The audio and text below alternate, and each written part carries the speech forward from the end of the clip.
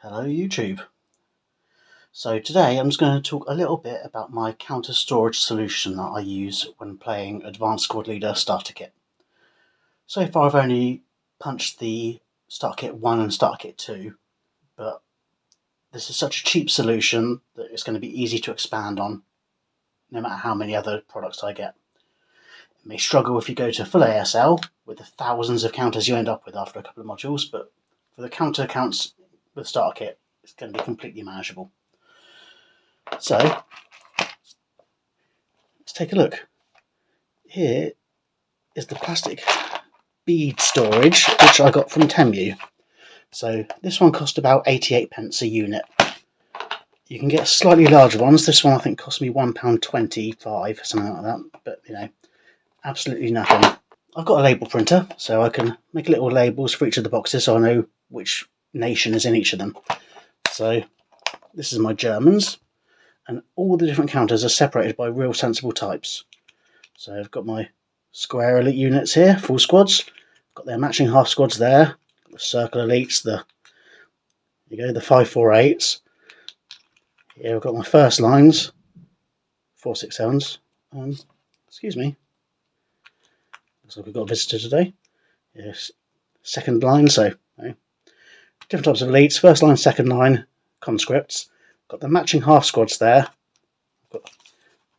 Down here I've got all my different leaders, all mixed up. So I've got to do a bit of hunting for those. And here I've got gun crews. So this is really great when you're starting a scenario. So if you're looking for 7 548s and 2 half squads of 247s, whatever the case may be, it's really easy to find it. Before I just had a bag for each nationality and I had to go hunting and hunting and hunting. It took me forever. But now if I've got a first line unit here and they get a casualty reduction, it's easy to just pick out the half squad because it's so quick to find. Well, same if they fail ELR and they're going down to a conscript. Just jump down the line, there it is. I've also got all my DCs here. Got flamethrower up here. LMGs, MMGs, HMGs, mortar, Panzerschrecks. Here's my ordnance counters. They're all combined together at the moment, but as it expands with AFVs, when I start punching out Starter Kit number 3, I may expand these units, these storage units. So I could go on here and get an extra four per case and split things down differently, or maybe 2 of these for each nationality, one for the actual squads and personnel, could split up the leaders then, and a different one for weapons and guns and AFVs. But no, so I've got exactly the same setup for my Americans. So squared elites, first, second, greens, all in the same places as with the Germans, so that there's no mental load when I'm looking for something. I know the flamethrower is going to be there, and I know the MMGs are going to be there. It's just really easy to find the counters I need in any situation.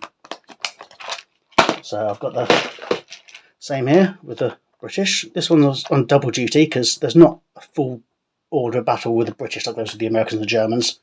So I've also slipped in the Allied minor powers alongside. Again, easy to find, even with the colours. I've got my little labels made so I can track down anything straight away. I've got here my unit with all the Russians and all the Italians.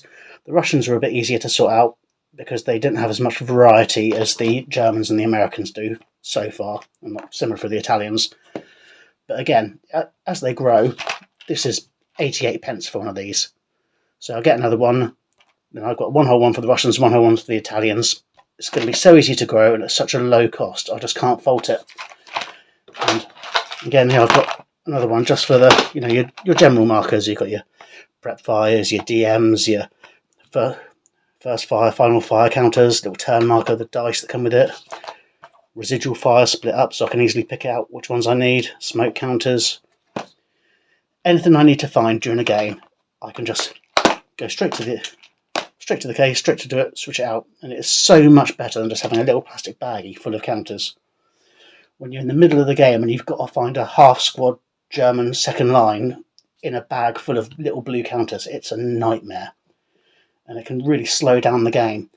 And there's so many varieties of what can happen in the game, you're never entirely sure which counters you're going to need. So just being able to find any counter I want Simply, easily, bish bash bosh, there it is.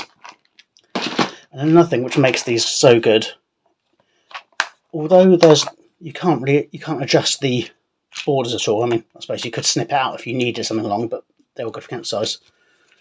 They also have the added grids on this side, so when you close it and shut it, the counters can't go from one side to another. So you can put it in the back of a bag, shake it around, take it off-road driving with you, and everything will still be separated as it should be.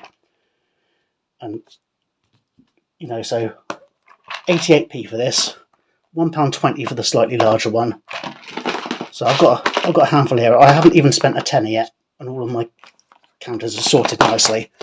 When you look at real ASL players who are using the Hosan storage units, or the Racco big old units, those start at 40 quid plus, if you can even find them for some. I mean, yes, they'll store more counters, but they're just nowhere near as price efficient as this, especially for ASL SK, where the amount of counters you have is so much lower to begin with.